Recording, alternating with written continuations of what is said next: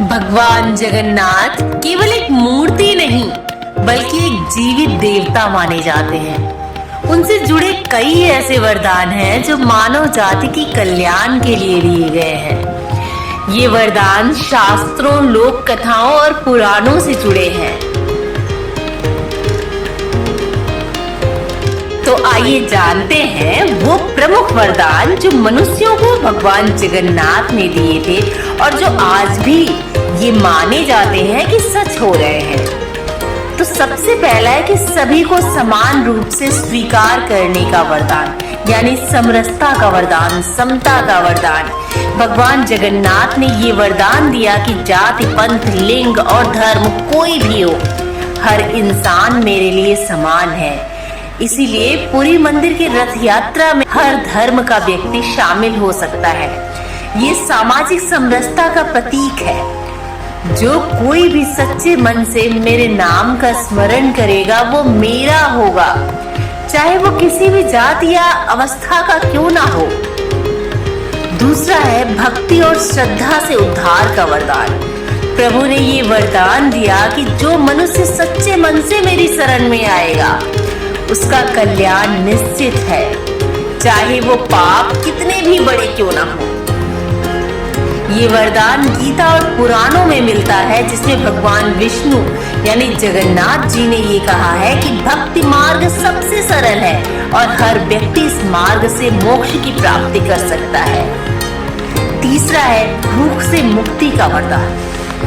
पुरी के जगन्नाथ मंदिर में अन्न छत्र की परंपरा है, जहां हजारों लाखों लोगों को रोज बिना किसी भेदभाव के अन्न मिलता है।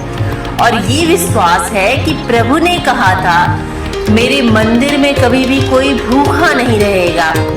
जब तक ये धरा है अन्न की कभी कमी नहीं होगी।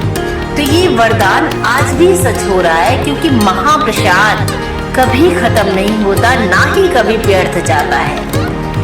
पुनर्जन्म से मुक्ति का वरदान यानी मोक्ष का वरदान। प्रभु ने ये वरदान दिया कि जो भक्त पुरी में मेरा दर्शन करेगा उसे जन्म मरण के बंधन से मुक्ति मिलेगी। ये मान्यता है कि पुरी भगवान विष्णु के 4 प्रमुख धामों में से एक है, जहां मरने से या दर्शन मात्र से ही मोक्ष की प्राप्ति होती है। संकट से रक्षा का वरदान। जगन्नाथ जी को पतित पावन भी कहते हैं, यानी जो गिरे हुए यानी पापी को भी शरण में देने वाला।